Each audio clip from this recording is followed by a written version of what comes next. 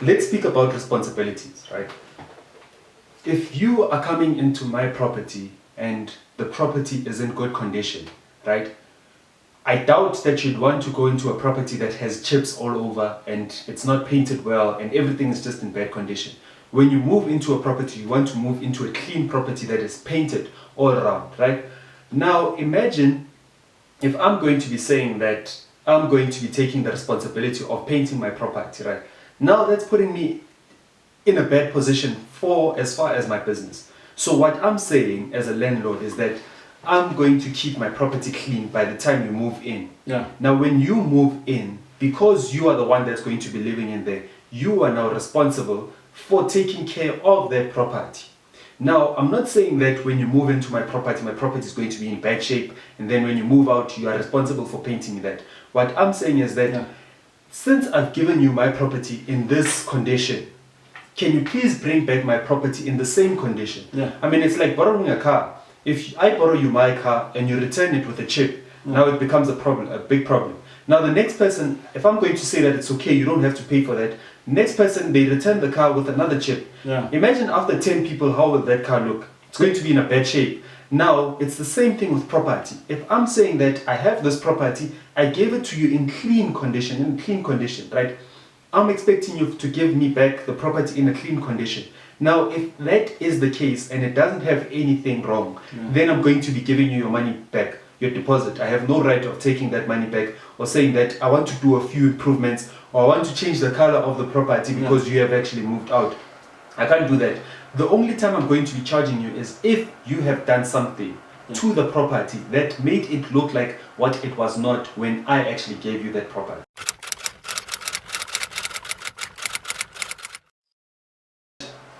We differ, our goals differ, and sometimes somebody has too much already on the table. So for us, how we started, we were saying it was more of let me self-manage it to get a taste of what management involves.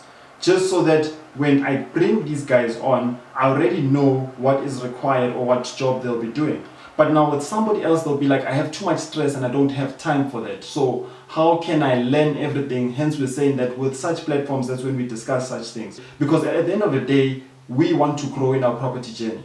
So me saying that I want to grow in my property journey, one day I do want to get to about 50 units. Now imagine the stress of that bad tenant day one times 50. That's too much. That's too much. It will literally put you down. So then we have to have an open mind that someday, somehow, I need to get a management company in place. But at that point in time, I should be understanding what it entails. Yeah, and at the end of the day, you don't want a second job as a property investor. When you're speaking of passive income, I'm speaking of money that I don't even need to wake up at any point, right? I don't want to wake up at any point to be going to that particular property. So I know that if I have a management company in that property, if I have a management company in that property, I don't need to be involved with anything in terms of fixing the property, in terms of if a tenant is moving out or if the tenant is coming in, I don't have anything to do with that. I just know that at the end of the month, I need my rental income. So in that way, it becomes more passive. So I think we need to really understand that what are we or where do we want to be going? So like the example that Neo made, if I'm having 50 tenants right now and they are actually giving me stress, I have a huge problem. However, if I know that I already placed someone in that property to be managing all of those 50 properties, it becomes easier for me as the landlord. So it will depend from one person to another. So one person would say that, you know what, I don't mind managing the properties alone. And then the other one would say that, man, I don't want to be involved with anything in terms of managing the property.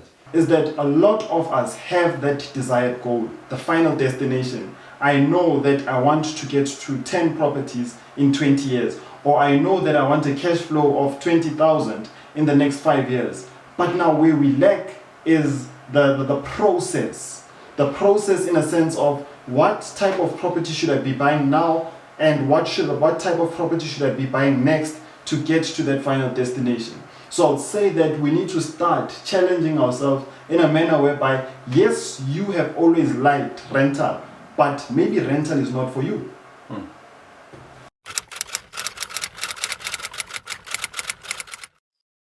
Our credit score affects us directly in a sense whereby it can open the doors or you can even close the doors. So in a sense whereby if you have really thought about credit from a very young age, let's look at it from 18. Let's start really understanding the dynamics that come with property, with credit. Right? If I have a younger brother and I'm already teaching them how to be responsible when it comes to buying a jean and slowly paying it off, then after buying a cap, slowly paying it off, then them getting a credit card. So this will differ, of course, hence I'm saying that the discipline there needs to be really harsh. If I've got a brother and then I'm saying that, okay, let's start him off with 1,000. However, now with that 1,000 being said, I still top it up in a sense whereby I topped it up by 1,000, so he's on a credit plus. So whatever that he'll be using, it won't go to the negative.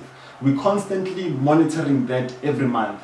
At the age of 25, when he'll be applying for either a home loan or a property investment, looking at it from 18 years, he would have had a track record of at least 6 years. So that strategically positions them to get better interest rates. Unlike saying that I don't like credit or I don't like debt at all, only when I'm 25, that's when I want to buy that house or want to buy that car, then I'll be charged ridiculously because I do not have that track record. So I would say then it goes back again to challenging our mindset with regards to what will enable me in the future. Yes, it might not help me directly now if I'm looking at it from an investment sense. I'm buying jeans, I'm buying shoes, but then looking at it, buying responsibly for the ultimate goal that whereby, oh yeah, I remember we had a meeting and we said that we want to write a book in the near future, man, but not now. Now things are still hectic. We were saying that the book will be how my gene bought my first property. So yeah, man, yeah.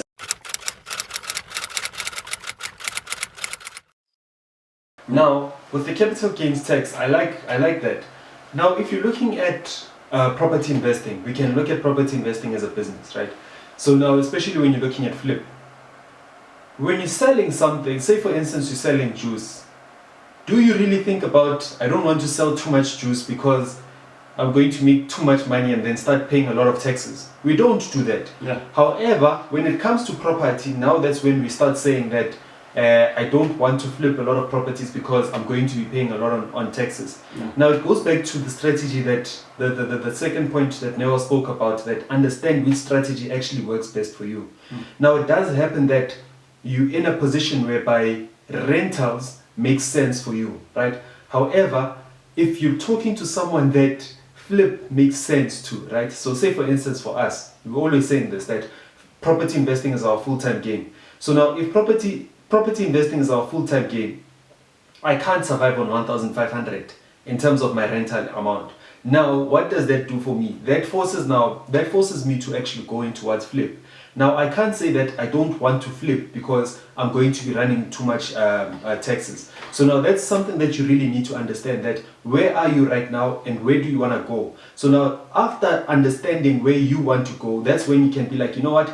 Now that I understand that this is where I want to go, let me flip as much properties, have an accountant in place for them to actually talk to me that how do we actually pay as little tax as possible. Now, if it does happen that I'm at a point whereby my accountant is saying that you're going to be paying too much tax, you'd rather actually purchase a house right now and rent it out, then that's what we're going to be doing. Yeah. Now, the thing that a lot of people don't really understand, or that they don't really want to do, is that they are saying that you're going to be paying too much on tax. However, they don't have an accountant to actually advise in terms of how do you pay as little as possible tax.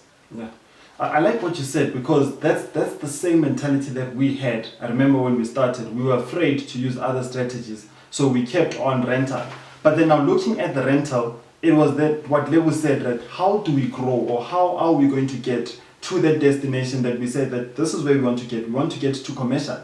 But now it was really impossible looking at it from renting out a single house. And then now we looked at flip and all its dynamics and all that it comes with. So what Level said there is very important. So you can see just getting the right team will then assist you that, yes, everybody's saying that you'll be taxed heavily. Yes, you will be taxed. But now, does that mean that we should be afraid of growth?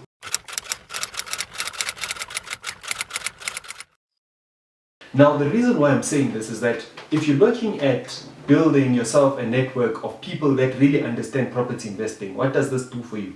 Number one, you might have Neo and Lebu who are going to be speaking about property investing, right? Now, in that way, you know how to position yourself for 2023. The second one, you might meet a real estate agent that really understands what you're going through right now and knows exactly what type of property you're actually going to be buying. Now, a lot of people are saying that, you know what, I'd rather live or invest alone. Now, the thing about investing alone is that you are limited to the amount of information that you have.